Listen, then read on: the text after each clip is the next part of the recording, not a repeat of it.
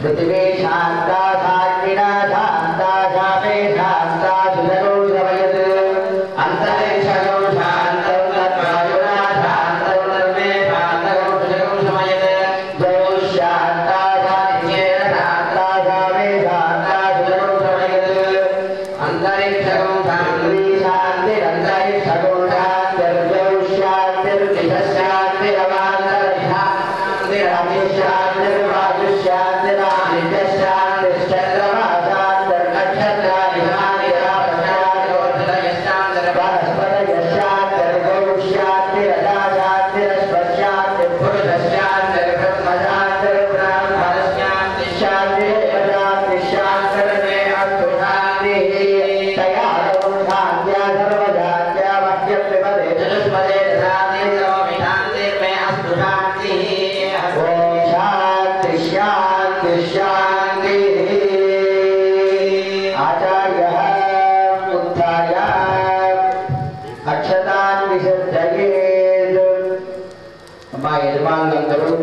దంపతులుగా ముందు మగవాళ్ళు వెనకాల ఆడవాళ్ళు నిల్చుకొని రెండు కుండాలకి ఒకటేసారి ప్రదక్షిణ చేయాలమ్మా. స్వామి వాళ్ళు వచ్చేస్తారు. స్వామి వాళ్ళు వచ్చిన తర్వాత మీరు ప్రదక్షిణ చేయండి. ఒక్కొక్కరుగా మెల్లగా ఒకళ్ళ తర్వాత ఒకళ్ళు ఉండేటట్టుగా చేయండమ్మా. నమస్కారం చేసుకోండి అని చెప్పింది చెప్పండి. నమస్తే నమస్తే గార్హవత్యాయ కారణభత్తాయ నమస్తే నమస్తే దక్షిణాగ్నయే దక్షిణాగ్నేయే నమః నమః ఆహవనీయాయ ఆహవనీయాయ మహావేద్యై మహావేద్యే నమో నమః నమో నమః కాండద్వయ కాండద్వయ ఉపమాధ్యాయ ఉపమాధ్యాయ కర్మ బ్రహ్మ కర్మ బ్రహ్మ స్వరూపిణే స్వరూపిణే స్వర్గ స్వర్గ అపవర్గ అపవర్గ రూపాయ రూపాయ యజ్ఞేశాయ గణేశాయ నమో నమః నమో నమః యజ్ఞేశ గణేశ అచ్యుత అచ్యుత అనంత అనంత కేశవ కేశవ కృష్ణ కృష్ణ విష్ణోః విష్ణోః ఋషికేశ ఋషికేశ వాసుదేవ వాసుదేవ వాసుదేవ వాసుదేవ వాసుదేవ వాసుదేవ నమోస్తుతే నమోస్తుతే శంఖచక్ర శంఖచక్ర గరుడేవౌ కిరీటాది కిరీటాద్రి విభూషితం విమోషితం అగ్నిమండల అగ్నిమండల మధ్యస్థం మధ్యస్థం జాయేత్ యజ్ఞపతి యజ్ఞపతి హరి హరి మంత్రహీనౌ మంత్రహీనం క్రియాహీనౌ క్రియాహీనం భక్తిహీనౌ భక్తిహీనం హుతాశన హుతాశన యత్పూజితం యత్పూజితం మయా దేవ మయా దేవ పరిపూర్ణం పరిపూర్ణం తదస్తుతే తదస్తుతే ఉపచారాప ఉపచారాప దేశేన దేశేన కృతః కృతాః నరహరమయ నరహరమయ అపచార ఉపచార ఇవ ఇవ సర్వ సర్వ క్షమస్వ క్షమస్వ పురుషోత్తమ పురుషోత్తమ జ్ఞానతో జ్ఞానతో అజ్ఞానతో వాపి అజ్ఞానతో కాది యతోక్తం యతోకం న కృతం మయా నకృతం మయా తత్సర్వం తత్సర్వం పూర్ణమేవాస్తు పూర్ణమేవాస్తు శృతుతో భవ సర్వదా సర్వదా కాయేన కార్యేణ వాచా వాచ మనస మనస ఇంద్రియైర్వ ఇంద్రియైవ బుద్ధిః బుద్ధిః ఆత్మనావ ఆత్మనావ ప్రకృతేః స్వభావాత్ స్వభావాత్ కరోమి కరోమి యద్యత్ యద్యత్ సకలం సకలం పరస్మై పరస్మై నారాయణాయేతి శ్రీమన్ నారాయణాయేతి సమర్పయామి. సర్వం శ్రీ యజ్ఞేశ్వర అర్పణమస్తు. దేవో యజ్ఞేశ్వర భగవానుకి, దేవో యజ్ఞేశ్వర భగవానుకి. ఏడుకొండలవాడ వెంకటరమణ గోవింద గోవింద గోవింద. జై శ్రీమన్నారాయణ. ఎవరో హుషారుతో గోవింద అనట్లేదు. అసలు గోవింద అనే పదం ఎక్కడి నుంచి వచ్చిందో మీకు తెలుసా అమ్మా? అసలు గోవింద అంటే ఎంత పుణ్యఫలితమో. అసలు గోవింద అనే పదం మామూలుగా ద్వాపర యుగంలో శ్రీకృష్ణ పరమాత్ముడు గోవులు పాలించాడు కాబట్టి గోవింద గోవింద అనే పదం వచ్చింది అని అందరూ చెప్తారు. కానీ దానికి ముందు నుంచే గోవింద అనే పదం ఉద్భవించింది. ఎలాగా అంటే దీనికి ఒక కథ ఉంది. పూర్వము ఒక మహారాజు ఒక కూలి పని చేసుకునేవాడు, ఇద్దరు ఉంటారు. మహారాజుకి దేవుణ్ణి ఎలా అర్చించాలో తెలుసు. ఆయన ఏం చేస్తాడట, ఒక రావి చెట్టు దగ్గర ఉన్న విగ్రహానికి రోజు పూజ చేస్తాడట. అదే ఒక బీదవాడు ఉన్నాడు కదా, ఇందాక మనం చెప్పుకున్నటువంటి పని చేసుకునే అతను, ఆయన ఏం చేస్తాడట, రోజు వ్యవసాయం చేసుకుంటానికి ఆ చెట్టు నుంచే వెళ్తాడట. ఒకరోజు సాయంత్రం సమయాన వెళుతూ ఉంటే పౌర్ణమి నాడు ఆయన విశేషంగా స్వామివారికి అర్చిస్తున్నాడట. రాజుగారికి ఏం చేస్తున్నారో రాజుగారికి తెలుసు. కానీ ఈయన అది చూసి నిద్రపోతాడట. ఏం చేస్తున్నాడు ఆ రాయిని, ఈయన ఏదో చేసేస్తున్నాడు అని చెప్పి రాజుగారి దగ్గరికి వెళ్ళి అడుగుతాడట. రాజుగారు ఎంతో బాగా చెప్పినా, చిరక్కి చెప్పినట్టు చెప్పినా ఆయనకేం అర్థం కాదుట. ఆయనకు ఒకటే అర్థం అవుతుంట, ఈ రాయి నేను ఏది పెడితే అది తింటుందేమో అనేది ఆయన మనస్సులో ఉండిపోయింట. ఆయన ఏం చేస్తాడట, రోజు అంత తెచ్చుకునే ముద్దలో ఒక ముద్ద ఆ రాయి దగ్గర పెట్టి ఆయన తినమంటాడట. అలా 2 రోజులు పెడతాడట, 3 రోజులు పెడతాడట. ఎంతసేపుకి ఆ రాయి తినట్లా. ఆయన ఏం చేస్తాడు, ఆయన్ని ఆ రాయి పట్టుకొని నువ్వు ఎందుకు తినట్లేదు, రాజుగారు పెడితేనే తింటావా, నేను పెడితే తినవా అని చెప్పి రాయి బండరాయిని పట్టుకొని ఊపేస్తానట. స్వామివారికి తలబారం ఎక్కువైపోయి వైకుంఠంలో నుంచి దిగొచ్చాట. వచ్చి స్వామి నువ్వు నన్ను అలా ఊపేకు, నేను తినట్లేదనే కదా, సరే రేపు వచ్చి మీ ఇంట్లోనే తింటా సరేనా అని చెప్పి ఆయన వైకుంఠానికి వెళ్ళిపోయి మళ్ళీ తర్వాత రోజు ఆయన ఇంటికి వచ్చాట. ఆయన ఏం చేశాట, ఈయన వస్తున్నాడని చెప్పి పంచపక్ష పరమాన్నాలు ఉండి పెట్టాట. ఆయన ఎంత చూస్తే అంత, అంటే పంచపక్ష పరమాన్లు అంటే ఆయన పాపం బీద. ఆయన ఏం చేస్తాడు, మామూలుగా పంచపక్ష పరమాన్నాలు అంటే మధుతో పప్పు, అన్నం, నెయ్యి, పెరుగు, ఈ 5 కలిపితే పంచపక్ష పరమాణాలు అయినాయి ఆయనకి. ఏంటంటే స్వీట్ కావాలంటే చక్కెర పెట్టాట, అన్నం పెట్టి ముద్దపప్పు పెట్టి పెరిగేశాట ఆయనకి. పాపం ఆయన అదే స్వీకరించాడు. శ్రీమన్నారాయణ భక్తిలో ఆయన ఏది పెడితే ఆయనకి అవే పంచపక్ష పరమాణాలుగా మారిపోయినాయి. మొత్తం భోజనం చేశాడు. నీ కోరిక తీరింది కదయ్యా, నేను బయలుదేరనా ఇంకా కానీ, సరే మీరు బయలుదేరండి అని అడవిలో చెప్పేశాట. ఆయన ఏమైంది, పూర్వకాలం ఒక ఆచారం ఉండేది, భోజనం చేసిన తర్వాత తాంబూలం ఇవ్వాలి. భోజనం చేసిన తర్వాత తాంబూలం ఇవ్వాలి కదా. ఈయన ఇంట్లో ఆకులు, ఒక్కలు, పండ్లు ఏం లేవు. ఏం చేద్దాం అనుకున్నట్ట, తాంబూలంగా అతను పెంచుకున్నటువంటి ఆవుని దూడని ఇద్దామనుకొని అతను పొలానికి వెళ్ళి పొలం నుంచి తీసుకొస్తున్నట్ట. ఆయన స్వామి ఏం చేస్తున్నాడు, తీసుకోకుండానే వెళ్ళిపోతున్నట్ట.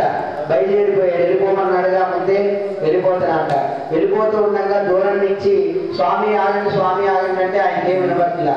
ఒకటే మాట, ఈ గోవు ఇంత, గోవు ఇంత, గోవు ఇంత ఇంత ఇంత ఇంత అనుకుంటూ అరుచుకుంటూ అరుచుకుంటూ అరుచుకుంటూ పరిగెత్తుకుంటూ వెళ్తున్నట్ట. పరిగెత్తు గోవింద గోవింద గోవింద గోవింద గోవింద అనే మంత్రం వచ్చేసింది అక్కడ.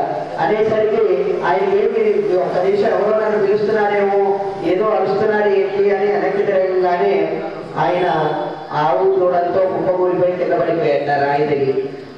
తగలంగానే స్వామి జాలి అనిపించి వెనక్కి మళ్ళీ తిరిగి వచ్చి, ఎందుకయ్యా ఇప్పుడు నాకు ఇవన్నీ నేనేం చేసుకుంటాను, ఉంటే నువ్వే పాలించుకుంటావు అయ్యా అంటే, మీకు తాంబూలం ఇవ్వాలండి, భోజనం చేసిన తర్వాత తాంబూలం ఇవ్వటం అలవాటు కదా, అదొక ఆచారం ఉంది మాకు అని చెప్పి ఆయన తాంబూలంగా అతను పెంచుకున్నట్టు గోవుని, గోవు దూడని ఇచ్చి వైకుంఠానికి పంపిస్తారట. స్వామివారు అప్పటి నుంచి ఒకటే మాట చెప్పారట, నీకు ఎప్పుడైనా ఆపద అనిపిస్తే నన్ను ఏ పేరుతో పిలిచావు, గోవు ఇంద, గోవింద గోవింద గోవింద గోవింద అని పిలిచావు కదా, ఎప్పటి నుంచి అయితే నువ్వు నన్ను గోవింద అని పిలుస్తావో అప్పుడు నీ కోసం నేను పలుకుతానయ్యా అని చెప్పి అప్పటి నుంచి గోవింద గోవింద గోవింద అని రోజు జపం చేసేవాట. అలా రోజు జపం చేసే ఆయన బీదవాడు కాస్త ఆ రాజుగారి స్థానానికి చేరుకున్నట్ట. ఇప్పుడు చెప్పండి, గోవింద అని పలికితే ఎంత ఫలితం? బీదవాడు కాస్త రాజయ్యాడు, గొప్పవాడు అయిపోయాడు. కావున మీరు కూడా మనస్సులో నుంచి ఒక్కసారి గోవింద అన్న స్వామి సంతోషపడి మీ దగ్గరే ఉంటాడు. అష్టైశ్వర్యాలు ఏమో కాదమ్మా, స్వామి యొక్క అనుగ్రహం చల్లని చూపు మన మీద పడితే అవే గొప్ప వరం. ఏవో బండ్లు బైకులు పలహారాలు ఈ తిండి ఆ తిండి ఇవేమీ కాదు. స్వామివారి యొక్క సంకీర్తనే మనకి చాలా శ్రేష్టం. కావున ఒక్కసారి మనస్ఫూర్తిగా నా కోసం కాకపోయినా మీకోసం, స్వామి కోసం ఏడుకొండలవాడ వెంకటరమణ గోవింద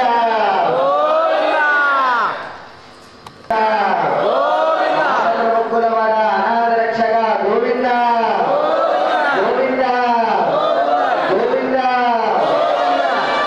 ఇప్పటివరకు మనం సంకల్పించుకున్నటువంటి అవనం పరిపూర్ణత్వం చెందింది. తర్వాత స్వామివారికి ఇక్కడ మాసబలి అనే కార్యక్రమం జరుగుతుంది. ప్రతిష్టాపన అయిన తర్వాత స్వామివారికి మినువులు పెరుగులు కలిపినటువంటి చుట్టూటువంటిది అది తీసేశారండి, స్వామి పక్కకు పెట్టారు. అది ఎవరయ్యా అంటే సాక్షాత్తు బ్రహ్మదేవుడు, బ్రహ్మలోకంలో ఉన్నటువంటి బ్రహ్మదేవుడు మనం సంకల్పించుకున్నటువంటి హవనకర్మని ఎక్కడ హోమం జరుగుతుందో అక్కడ బ్రహ్మ ఖచ్చితంగా ఉంటాడట. ఎందుకంటే వీళ్ళు సక్రమంగా చేస్తున్నారా లేదా అని చూసి ఒకవేళ చేయకపోతే ఆయనే చేసేస్తాడట. మనం చేసుకున్నామా లేదా అనేది మనకి, కానీ స్వామికి చెందుతుందా లేదా అని ఆయన పర్యవేక్షణ అధికారిగా అక్కడ ఉంటాడట. అలాంటి ఆ స్వామికి మామూలుగా ఇప్పుడు స్వామివారిని పంపించేసినట్టుగా కాకుండా స్వామివారికి ఏదో ఒక దక్షిణ, మీకు మనసులో ఎంత తోచితే అంత దక్షిణ ఆ తాంబూలంలో పెట్టండమ్మా. మీకు కుదిరినంత ఏదో ఒక దక్షిణ. ఓం బ్రహ్మ దేవానాం పదవీ కవీనాం విప్రాణాం మైసోమృగానాం శేరారుద్రానాం స్వరి ధర్మనాం సోమ పవిత్ర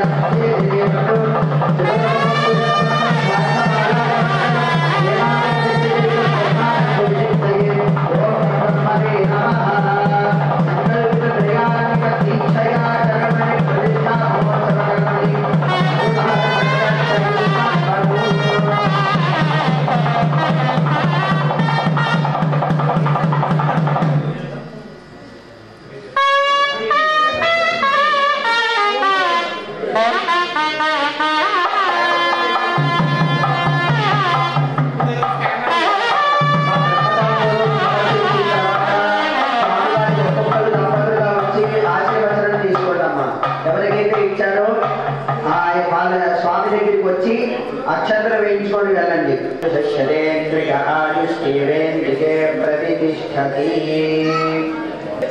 శతమనంతం భవతి శతమైశ్వర్యం భవతి శతం దీర్ఘమాయుః శతమానం భవతి శతాయుః పురుషశతేంద్రియ ఆయుష్యేంద్రియే ప్రతిష్టతి.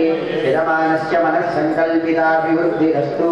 శ్రీలక్ష్మీనారాయణ స్వామి పరిపూర్ణ అనుగ్రహ కృపాకటాక్షపరసిద్ధిరస్తు. పుత్రపౌత్రాభివృద్ధిరస్తు. వంశాభివృద్ధిరస్తు. గోత్రాభివృద్ధిరస్తు. మనస్సంకల్పితాభివృద్ధిరస్తు. శ్రీర్వచ్చమాయుష్యమారోగ్యమావీతాశోభామానం మహీయతే. ధాన్యం ధనం పశుం బహుపుత్రలాభం శతసంవత్సరం దీర్ఘమాయుః. సర్వోపచారాః ఏ భూతాః ప్రచరంతి ఇవానక్తం బలిమిచ్చంత తస్య ప్రేష్యాః తేభ్యో బలిం పుష్టికామో హరాతమయ పుష్టిం పుష్టిపతరుద్ధాతు యక్షేభ్యః రాక్షసేభ్యః గంధర్వేభ్యః ఇదం నైవేద్యం మరివారాదస్యేన భుజంతా కృత్తాః అఖిల జనమభివృద్ధిరస్తు శక్తిరక్షభూతే విశేష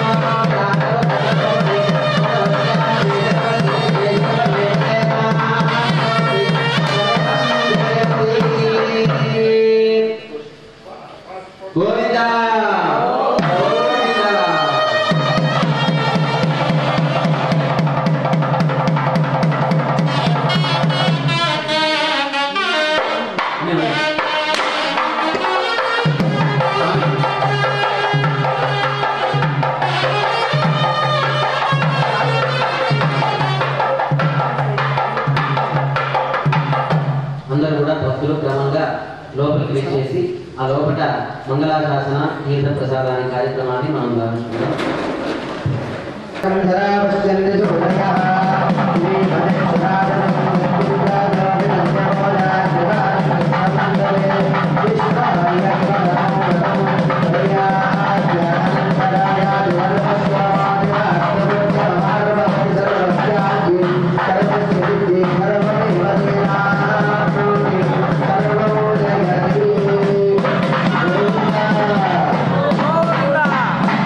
మళ్ళీ చప్పట్లు అక్కడ కూడా అంటే అందుకు మళ్ళీ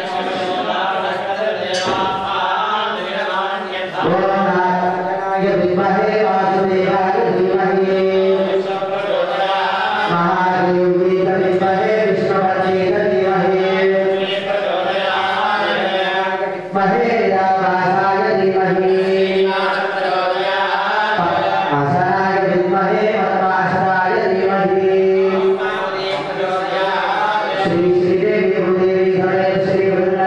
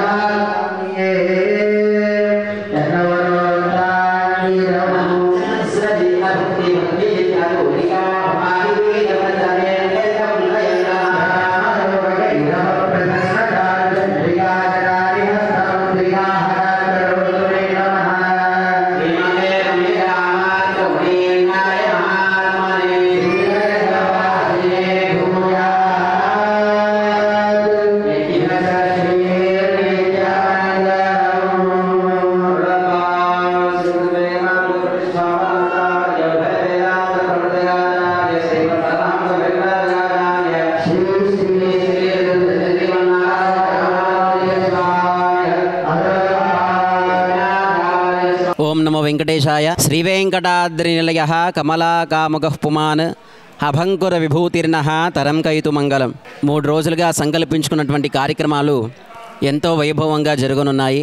శ్రీ సాయి నాగేంద్ర దేవాలయం ట్రస్ట్ ద్వారా నిర్మించుకున్నటువంటి ధన్వంతరి మహాప్రతిష్ఠ 3 రోజుల సంకల్పం. ఈరోజు 2వ రోజు సాయంకాలం ఆయా సంబంధిత కార్యక్రమాలు ఈరోజు పూర్తయినాయి. ఈరోజు ఎంతో ఉదయము ఎంతో వైభవంగా సుముహూర్తంలో 11:35 శ్రీ ఔషధ చక్రవర్తిగా ఆరోగ్య ప్రదాతగా మహావిష్ణుమూర్తి స్వరూపుడుగా ఉండేటటువంటి ధన్వంతరి స్వామివారి దివ్యమైనటువంటి బింబ ప్రతిష్ఠా మహోత్సవం జరిగినది భక్తుల యొక్క సమూహంతో. దీనికి అనేకమైనటువంటి భక్తులందరూ కూడా వచ్చేసి స్వామివారి ప్రతిష్టలో పాల్గొని స్వామివారి అనుగ్రహానికి పాత్రులయ్యారు. మనం తర్వాత ఈ పూట సాయంకాలం వేళ మంగళాశాసనాలు, స్వామివారికి విశేష గోష్ఠి సేవకాలు ఇవంతా కూడా ఎంతో వైభవంగా జరిగాయి. అట్లాగానే రేపటి రోజున కార్యక్రమం స్వామివారికి నవకలశ స్నపన అభిషేకం ఉంటున్నది. రేపు ఉదయం 8:30 గంటలకు. అది సుమారుగా 1 గంటన్నర వరకు ఎంతో శాస్త్రోక్తంగా శ్రీపాంచరాత్ర భగవత్ శాస్త్రోక్త ప్రకారముగా ఎంతో వైభవంగా మనం నిర్వహించుకుంటూ ఉన్నాము. దాని తదుపరి అభిషేకం తర్వాత శ్రీభూ సమేత కళ్యాణ వెంకటేశ్వర స్వామివారి ఉత్సవమూర్తుల సమూహంతో భక్తుల యొక్క దంపతి సమూహంతో ఎంతో వైభవంగా అంగరంగ వైభవంగా తిరుకల్యాణ మహోత్సవం జరగనున్నది. కనుక భక్తులందరూ కూడా ఈ ఉత్సవంలో ఎంతోమంది పాల్గొంటున్నారు. ఎప్పుడైతే పాల్గొంటున్నారో ఆయా పూటకి సంబంధించినటువంటి వారికి అందరూ కూడా భోజనాలు కానీ సదుపాయాలు ఇవన్నీ కూడా వీరందరూ కమిటీ వారు ఏర్పరిచి వారికి ఏమేమి కావాలో అంతా కూడా చూసుకుంటూ ఉన్నారు. భక్తులు కూడా ఇంకా వచ్చి స్వామివారి అనుగ్రహానికి పాత్రులు అవుతూ ఉన్నారు. కనుక మీరు కూడా అందరూ వచ్చేసి ఇక్కడ ధన్వంతరి స్వామివారికి దర్శనం చేసుకొని స్వామివారిని ఆ యొక్క దర్శనం ద్వారా వచ్చేటటువంటి దివ్యమైనటువంటి ఆరోగ్యాన్ని మనం స్వీకరించి మనకి ఏవైనా అనారోగ్యాలు ఉంటే కూడా ఆ యొక్క ధన్వంతరి స్వామివారు అనారోగ్యం అంతా కూడా నిర్మూలించి దివ్యమైనటువంటి ఆరోగ్యాన్ని మనకు ప్రసాదంగా ఇవ్వాలి. అది మనకు ప్రసాదం.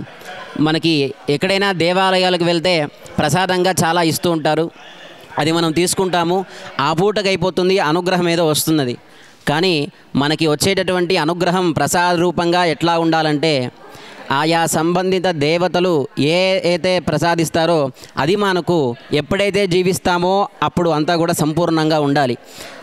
తద్వారా మనకి ధన్వంతరి స్వామివారు ఇచ్చేటటువంటి ప్రసాదంగా దివ్యమైనటువంటి ఆరోగ్యాన్ని మనకి ప్రసాదిస్తాడు.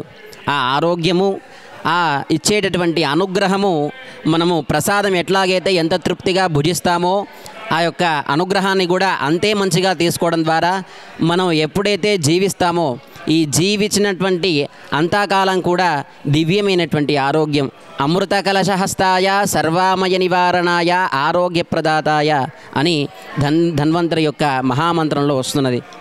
అట్లాంటి మనకి ఏది కావాలో అని అడగక ముందే ఇచ్చేటటువంటి ఆరోగ్య స్వరూపుడు ధన్వంతరి మహాస్వామివారు. ఆ స్వామివారి దివ్యమైనటువంటి ప్రతిష్టా మహోత్సవము మనం 3 రోజులుగా గావించుకున్నాము. తర్వాత రేపటి రోజున భక్తుల యొక్క సమూహంతో 11 గంటలకి అంగరంగ వైభవంగా కళ్యాణ మహోత్సవం జరగనున్నది. కళ్యాణ మహోత్సవం తర్వాత అందరికి కూడా అన్నదాన కార్యక్రమం అంతా కూడా ఇక్కడ భక్తులు చేపట్టారు. అందుకని మీరందరూ కూడా ఇక్కడికి విచ్చేసి దంపతియుక్తంగా ధన్వంతరి స్వామివారి అనుగ్రహానికి పాత్రులయ్యి అందరూ కూడా స్వామివారి దివ్యమైనటువంటి మంగళాశాసనాలు తీసుకోవలసినదిగా అందరికి కూడా మనవి చేస్తున్నాము. ఓం నమో వెంకటేశాయ. సాయి నాగేంద్ర దేవాలయంలో ఈరోజు మేము ధన్వంతరి విగ్రహం ప్రతిష్ఠ కార్యక్రమం అందరితోటి కలిసి చేయడం జరిగింది. ఉదయం నుంచి ప్రతిష్ఠా కార్యక్రమంలో ధన్వంతరి హోమము, స్వామివారి లక్ష్మీనారాయణుల షష్ఠి కూడా సాయంత్రం చేయడం జరిగింది. ఈ కార్యక్రమం చేయటానికి సుమారుగా ఒక 8 మంది పంతుళ్ళు మాతో పాటు జాయిన్ అయినందుకు చాలా సంతోషంగా ఉంది. ఈ ఏరియాలో ఇటువంటి ధన్వంతరి విగ్రహం ఈ చుట్టుపక్కల ఎక్కడ 10 కిలోమీటర్ల దూరంలో కూడా లేదు. దాన్ని ఉద్దేశించే మందిరాలు చాలా ఉంటాయి, చాలా రకాల దేవుళ్ళు ఉంటారు. కానీ ఈ ధన్వంతరి విగ్రహం స్థాపించడానికి, ప్రతిష్ఠ చేయడానికి మాకు భగవంతుడు అన్ని విధాల సాయి నాగేంద్ర దేవాలయంలో అవకాశం కల్పించాడు. ఆ అవకాశాన్ని మేము వినియోగించుకున్నాము. ఇంతమంది పంతులు సమక్షంలో, భక్తుల సమక్షంలో. ఎందుకంటే ఈ కార్యక్రమం అనేది ఒక్కళ్ళతో జరిగేది కాదు, సమూహంగా జరగాలి, 10 మందితో జరగాలి, చాలామంది భక్తులతో జరగాలి, అయ్యవార్లతో జరగాలి. దీని గురించి, ఈ ప్రతిష్టాపన కార్యక్రమం గురించి ఇద్దరు పంతుళ్ళు గారు, ఇద్దరు బ్రాహ్మణ్స్ ఎవరైతే మాకు పూజా కార్యక్రమంలో పార్టిసిపేట్ చేస్తున్నారో వాళ్ళని ప్రత్యేకించి తిరుపతి దేవస్థానం నుంచి కూడా ఆహ్వానించడం జరిగితే వాళ్ళు కూడా వచ్చి మా కార్యక్రమాన్ని సద్వినియోగం చేసి మాకు వాళ్ళ తాలూకు ఆశీస్సులు ఇచ్చి ఈరోజు వెళుతున్నారు. రేపు ఉదయం కళ్యాణ కార్యక్రమం, ఉదయాన్నే స్వామివారి యొక్క అభిషేకం జరుగుతుంది.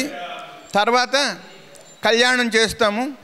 సాయంత్రము అందరితో కలిసి ఊరేగింపు కార్యక్రమం చేసి ఈ కార్యక్రమాన్ని ముగిస్తాము. ఈ ధన్వంతరి విగ్రహం తాలూకా ప్రతిష్ట ఏమిటి, దీనివల్ల మన అందరికీ కలిసిన ఉపయోగం ఏంటి అంటే, ధన్వంతరి అంటేనే ధన్వంతరాలయాలు అని చెప్పేసి పురాతనంలో ఉండేవి. ధన్వంతరి ప్రత్యేకించి ఆరోగ్యానికి సంబంధించింది. ఈ దేవత ఎవరైతే ఉన్నారో విష్ణుమూర్తి తాలూకు అంశ. క్షీరసాగరం మథనంలో జరిగినప్పుడు ఈ అంశ కూడా బయటికి రావడం జరిగింది. ఈ స్వామి యొక్క విశేషత ఏంటంటే, స్వామివారి చేతిలో కలశం ఉంటుంది. ఆ కలశంలో అమృతపానం ఉంటుందన్నమాట.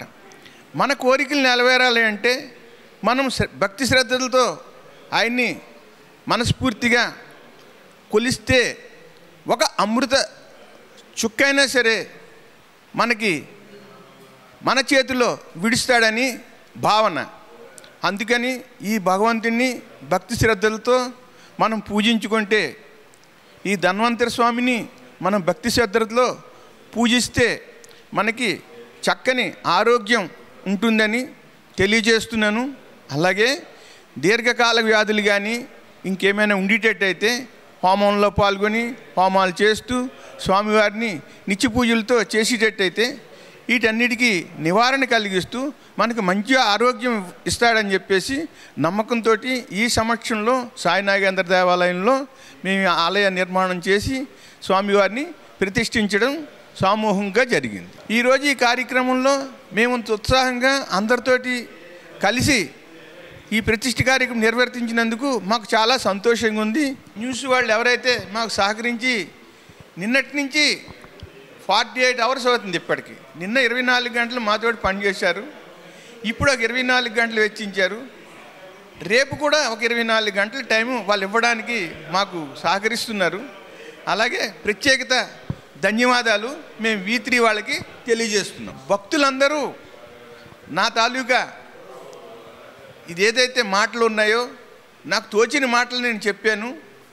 మీరు భక్తి శ్రద్ధలతో ఈ ధన్వంతరి స్వామిని మీరు ఎప్పుడైతే పూజిస్తారో నమ్మి పూజించాలి, మనస్ఫూర్తిగా పూజించాలి.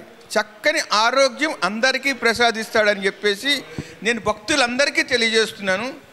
ప్రతి ఇంట్లోని ప్రతి మానవుడికి, ప్రతి వయసులో పెద్దవాళ్ళు కానివ్వండి, చిన్నవాళ్ళు కానివ్వండి, ఈరోజు సరైన ఆహారం తీసుకోలేకపోవడం వల్ల అందరికీ ఏదో ఒక ఆరోగ్య సమస్య అయితే వస్తుంది. ఈ ఆరోగ్య సమస్య నివారణ కావాలంటే ఒక్క మందులు ఒకటే కాదు, భగవత్ స్మరణ కూడా కావాలి. ఆ భగవత్ స్మరణ ఈ ధన్వంతరి స్వామిని ప్రత్యేకించి మనం కోరుకునేటట్టయితే చక్కని ఆరోగ్యం అందరికీ ఇస్తాడని చెప్పేసి మేము V3 తరపున మీ అందరికీ తెలియజేస్తున్నాను. విష్ణుమూర్తిని ఎక్కువ పూజిస్తాము. మా కులదేవతగా వాసవి కన్యకా పరమేశ్వరిని పూజిస్తాను. తర్వాత ఇప్పుడు అయ్యప్ప స్వామిని కూడా నేను 24 సంవత్సరాలు అయ్యప్ప స్వామి దీక్ష చేసుకొని వెళ్ళడం జరిగింది. మరి 12 సంవత్సరాల నుంచి ఏమైందో తెలియదు. స్వామివారి పిల్లేదని నేను అనుకుంటున్నాను, రాలేదని ఆయన అంటున్నాడు. మరి ఎప్పుడు అవుతుందో నాకు తెలీదు. స్వామివారి అయ్యప్ప దీక్ష కార్యక్రమంలో 24 సంవత్సరాలు చేసి కూడా 12 సంవత్సరాల నుంచి నేను వెళ్ళలేకపోతున్నాను. కారణం ఏంటన్నా నాకు తెలీదు. అలాగే ప్రతి సంవత్సరం కూడా నేను శ్రీరామనవమి కళ్యాణం 18 ఏళ్ళ నుంచి నేను చేస్తున్నాను. అది నా స్వగృహంలో, నేను పూల్బాగ్ కాలనీలో ఉంటాను, నా స్వగృహంలో చేస్తున్నాను. 18 సంవత్సరాలు పూర్తి చేసుకున్నాము. అలాగే మేము దసరా నవరాత్రులు కూడా ప్రతి సంవత్సరము పంతులు గారి సమక్షంతో, పంతులు గారి ఆశీర్వచనంతో మేము మా ఇంట్లో నిర్వహిస్తాము. అలాగే కార్తీక మాసం వచ్చిందంటే సోమవారం పూట శివారాధన, శివార్చనలు అవి కూడా చేసుకుంటుంటాము. అలాగే రేపు మార్గశిర మాసం వచ్చిందనుకోండి, ధనుర్మాసం స్టార్ట్ అయిందంటే మా సతీమణి ఆట కార్యక్రమాలు కూడా నిత్యం నెరవేరుస్తుంది. తెల్లవారుజాము 4 గంటలు లెగిచి దీపారాధన చేసి మహానైవేద్యం వండి పెట్టడం. 30 రోజులు 30 రకాలు వండి పెడుతుంది. చేసిన రకం చెయ్యకుండా 30 రోజులు చేస్తుంది. భగవంతుడికి ఈవిడికి మంచి ఆరోగ్యం మాతో పాటు ఇవ్వాలని చెప్తూ, తర్వాత ఏంటంటే ఈవిడికి ఇంత మంచి మనసు ఇచ్చి నాకు సతీమణిగా దొరకడం అనేది భగవత్ సంకల్పము, భగవంతుడి తాలూకు ఆలోచనతోటే మాకు ఈ విధంగా ఉంది. ఆవిడ తాలూకు ఓపిక మెచ్చుకోవాలి. అన్ని విషయాలను చాలా నాకు చక్కగా సహకరిస్తుంది. కాబట్టి ఈ కార్యక్రమాలు, బయట ఉన్న కార్యక్రమాలు కూడా నేను నిర్వర్తించగలుగుతున్నాను. మళ్ళీ మానవ జన్మ అంటుంటే ఈవిడే నాకు సతీమణిగా రావాలని చెప్పేసి నేను కోరుకుంటున్నాను. ఆవిడ భావనలు ఏమైనా ఉంటే మరి నాకు తెలియదు. ఎందుకంటే ప్రతిష్టా కార్యక్రమంకి అందరూ వచ్చిన భక్తులందరికీ నేను శుభాకాంక్షలు తెలియజేస్తున్నాను. దీపావళి కూడా నేను శుభాకాంక్షలు తెలియజేస్తున్నాను.